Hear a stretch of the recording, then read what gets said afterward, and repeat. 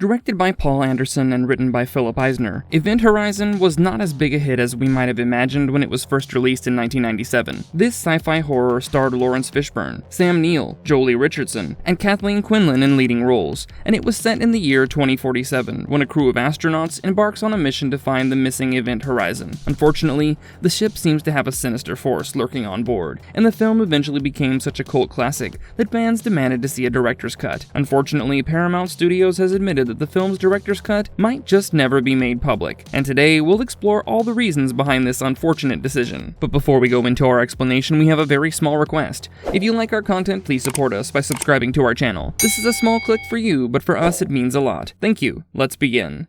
The myth of the Event Horizon director's cut. After the Event Horizon failed in 1997, the film eventually developed a cult following within the space horror genre, and caused fans to demand a director's cut. Unfortunately, the film did have a rushed post-production process in order to make it to the summer release date that Paramount had decided on, and Anderson faced tremendous pressure to wrap up the movie on time. Along the way, the studio also objected to some gory images and scenes, which resulted in a whole lot of deleted footage that never made it to the big screen. Over the years, there have been several rumors regarding the footage being released as part of a repackaged release or a director's cut, but alas, these rumors have never materialized into anything concrete. In an interview celebrating the film's 25th anniversary, Anderson took it upon himself to explain that the deleted scenes might never see the light of day. This announcement completely shattered fans' hopes, while Anderson revealed that the film was created right around the cusp of DVDs, and that most of the deleted scenes had turned into bonus material fodder. Unfortunately, the scenes were not important enough for the home release, and they were stored on VHS for some time. After the DVD revolution, these scenes were never transferred to a new medium, since the film did not fare as well as they had hoped, and Paramount didn't see any reason to keep these deleted scenes on VHS.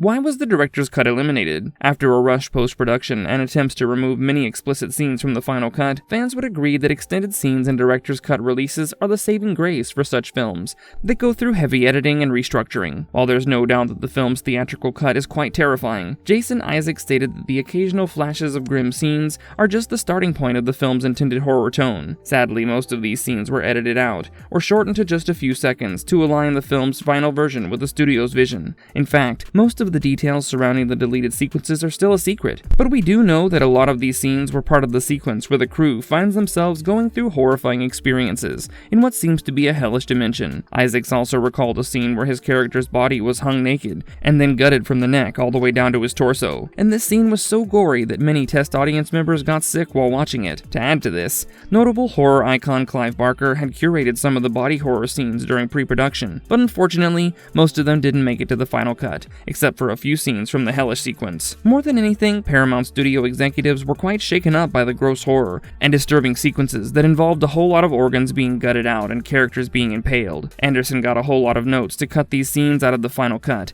and the studio did not see the need to keep the additional deleted scenes.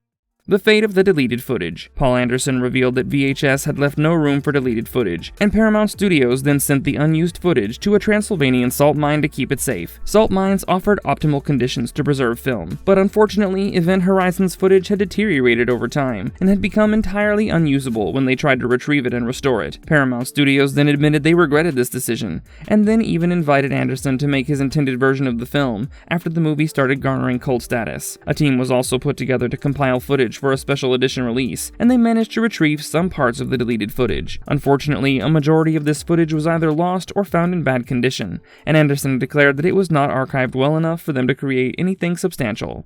Will we ever see the director's cut? After boutique Blu-ray houses such as Scream Factory made solid attempts at retrieving the footage, or at least discovering some of it, fans were positive that they might get to see some form of an extended cut of the film. However, Anderson declared that there is no way of restoring enough footage for a director's cut, and the only way they can make something to please fans would be by getting the cast together, de-aging them, and then shooting the lost footage. It's safe to say that this does not seem like a plausible plan in this reality, and that they won't be going back to reshoot the lost footage. Despite fans' constant protests to release the Anderson cut, the director has declared that he's quite proud of the theatrical release. He further stated that the film came out quite well despite its initial struggle at the box office and all the rushed post-production processes and decreased runtime. He further stated that while he had to decrease the running time on the gory images, his vision still lingered, and the visions of hell turned into subliminal bursts of imagery that ended up increasing the horror factor. In some way, the decision to cut the footage had the opposite effect than what the studio had hoped for, and eventually resulted in the movie becoming a cult classic among horror fans, who didn't mind a touch of gore.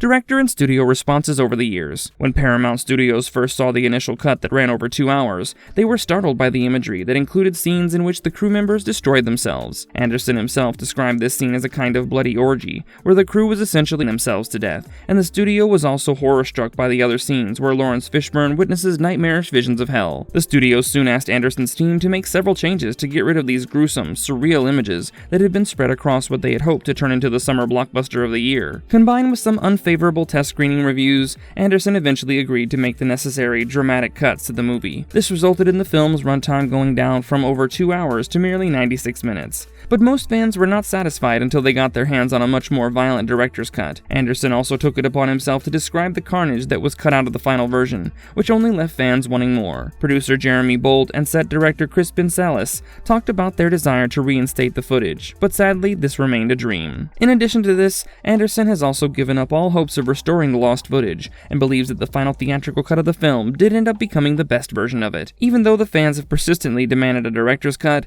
it's about time we accept that this might never materialize. Marvelous verdict. And with that, we've explored the sad reality behind Event Horizon's director's cut, and how Paul W.S. Anderson's extended vision has been destroyed beyond repair. While fans demanded an extended release for the longest time, we think it's about time that we accept that it's a long-lost dream, and make our peace with the fact that we might never be able to see it. Nevertheless, we do hope you enjoyed exploring some tidbits that were part of this original gory version of the film, and we would love to hear your thoughts on it in the comments down below. If you liked our content, don't forget to leave a like and subscribe to us if you haven't already. Have a good one and be safe. Thanks everyone.